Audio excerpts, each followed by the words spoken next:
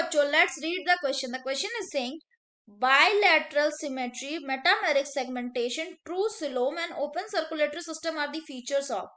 यानी bilateral symmetry, metameric segmentation, true coelom and open circulatory system किनका feature. Option क्या दिया हुआ है?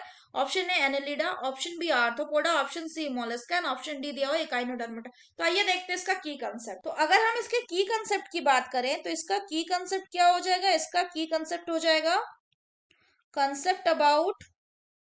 concept about bilateral symmetry, metameric segmentation, true coelom and circulatory system types. तो अगर हम बात करें की कंसेप्ट की, तो की कंसेप्ट की एक्सप्लेनेशन की अगर हम बात करें तो बायलैटरल सिमेट्री क्या होता है? बायलैटरल सिमेट्री मतलब जो बॉडी है उसको अगर हम सेंट्रल एक्सिस से डिवाइड करेंगे, तो क्या होगा कि जो बॉडी है वो लेफ्ट और राइट दो इक्वल हाफ्स में लेफ्ट और राइट साइड में बट जाएगा. अगर बात करें मेटामेरिक सेगमेंटेशन की, तो मेटामेरिक सेगमेंटेशन का मतलब कि जो बॉडी है वो किस में डिवाइडेड है? वो सेगमेंट्स में डिवाइड है. और इन सेगमेंट्स को क्या नाम दिया गया? इन सेगमेंट्स को नाम दिया गया मेटा. अगर बात करें ट्रू सिलोम की, तो सिलोम क्या होता है? सिलोम मतलब होता है बॉडी कैविटी. बॉडी कैविटी यानी किसके बीच का स्पेस? स्पेस किसके बीच का? Space between elementary kanal and body wall. Elementary कनाल और बॉडी वॉल के बीच के स्पेस को कहते हैं सिलोम.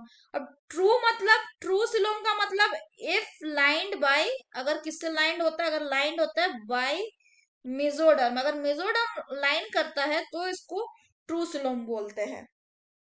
अब बात करें सर्कुलेटरी सिस्टम के टाइप की, तो सर्कुलेटरी सिस्टम दो तरह के होते हैं. एक होता है ओपन और दूसरा होता है क्लोज्ड.